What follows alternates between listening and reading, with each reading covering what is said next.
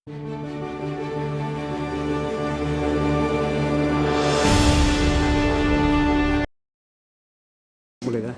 තියෙනවා පුවත්පත් කැපුම් එකතුවක් හදලා මේක හදලා තියෙන පුස්තකාලයේ භාවිතාව වන ද්විවිධ දශම වර්ගීකරණය අනුව දැන් පොත් වර්ග වෙනවා නම් 0.00 පරිගණක විද්‍යාව තොරතුරු සහ සාමාන්‍ය කෘති. ඒතර මෙතන 100 දර්ශනය හා මනෝ විද්‍යාව, මෙතන 200 ආගම. එතකොට මේකට ආගම කිව්වොත් මම ආගම සම්බන්ධව තියෙන පුවත්පත්වල තියෙන තොරතුරු මේකට දාලා තියෙනවා.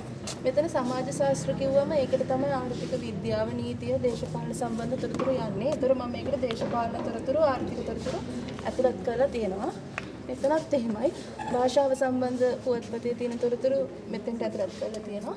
මේකෙත් විද්‍යාව සම්බන්ධ, ඒ කියන්නේ පාෂාණ, සත්තු සම්බන්ධව තියෙන තොරතුරු මෙතෙන්ට දාලා තියෙනවා.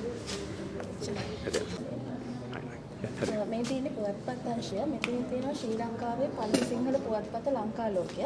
ඒක පළමුව මුද්‍රණය කරලා තියෙන්නේ 1860 සැප්තැම්බර් 10. මේ තියෙන ශ්‍රී ලංකාවේ පළමු සිංහල පුවත්පතේ පින්තූරයක්. මෙතන තියෙනවා පුවත්පතක කොටස් දක්වලා. පුවත්පතේ නම තියෙනවා, දිනය තියෙනවා, ප්‍රකාශන ආයතනය, ශීර්ෂ පාඨ, ලුහුඩු දැන්වීම්, කතුවැකිය. ඒ විදිහට පුවත්පතක් කොටස් වෙනවා. මෙතන තියෙනවා විෂය නිර්දේශය අනුව පුවත්පත් කැපුම් එකතුවක් හදලා. මේක අරන් තියෙන්නේ 9 ශ්‍රේණිය සඳහා තමයි මේ පුවත්පත් කැපුම් එකතුව හදලා තියෙන්නේ. මෙතන දාලා තියෙන විස්තරයට අනුව මෙතනින් අපි දක්වලා තියෙනවා මෙතන තියෙන ලිපියේ නම. එතකොට ළමයෙකුට හොයාගන්න ලේසි. දැන් මේ අංකෙට බලනවා ඒ කියවලා මෙතන තියෙන ලිපිය. එතකොට ඒක හොයාගන්න ලේසියි. මෙතනින් දක්වලා තියෙනවා අපිට දැන් අර පුවත්පත මෙවිල්ලම බලන්න ඕනේ නැහැ. ෆෝන් එකෙන් ගෙදර තිබුණත් බාකෝඩ් ස්කෑන් එක භාවිතා කරලා ෆෝන් එකෙන් බලා ගන්න පුළුවන්.